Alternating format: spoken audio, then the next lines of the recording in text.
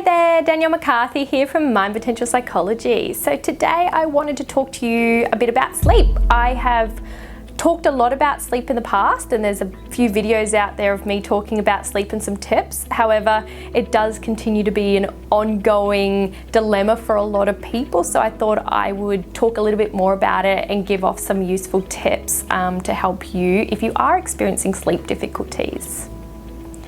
So to begin with, I want to first allow you to understand what's happening when you are developing sleep difficulties, okay? What makes somebody with sleep difficulties different from somebody who's sleeping normally without any difficulties? And this is because many of our behaviours are influenced by learned cues in our environment, okay? So we learn from certain cues in our environment about certain things, and this includes sleep. So what I mean by this is that for us normal sleepers without sleep difficulties, when we see the bed, that's a cue that we sleep, okay? So it's a learned cue. We see the bed and we feel tired and sleepy and we go to sleep. For somebody with sleep difficulties, this bedroom has started to become a learned place of being awake as opposed to being asleep.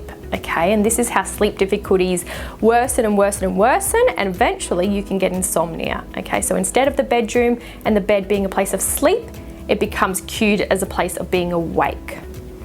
So this can happen through a number of different reasons. So it might be because you've spent a lot of time in bed doing things that isn't sleep. So you might be working in bed, you might be on your phone in bed, you might be having arguments or problem-solving conversations with your partner in bed.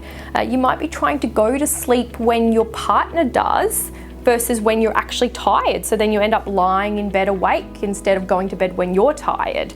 Or you might actually spend a lot of time in bed not sleeping, thinking about what you've been doing that day, or thinking about all the things you've got to do the next day or in the week to come. Okay, so the more time you've been spending in your bed awake, the more likely it is that the bed will start to become a place of wakefulness versus sleepiness. All right, and that's what we want to reverse when we look at starting to treat sleep difficulties and get you sleeping well again.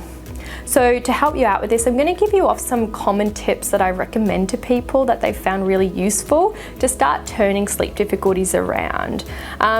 These tips do apply for people with insomnia, but if you do have insomnia and it's been going on for some time now, I highly recommend you actually seek out even more treatment for this. There is a program called Cognitive Behaviour Therapy for Insomnia, which is an evidence-based 5-6 session program to help treat insomnia. It's got amazing results. It will apply these tips that I'm talking about, but it'll also take it a few steps further and address some other components as well to help fully treat your insomnia. So these tips will be useful for those experiencing sleep difficulties, but they won't fully cure people experiencing insomnia. They'll just be a starting point. So do seek out, I highly recommend Cognitive Behaviour Therapy for Insomnia, or CBTI, if you are experiencing insomnia.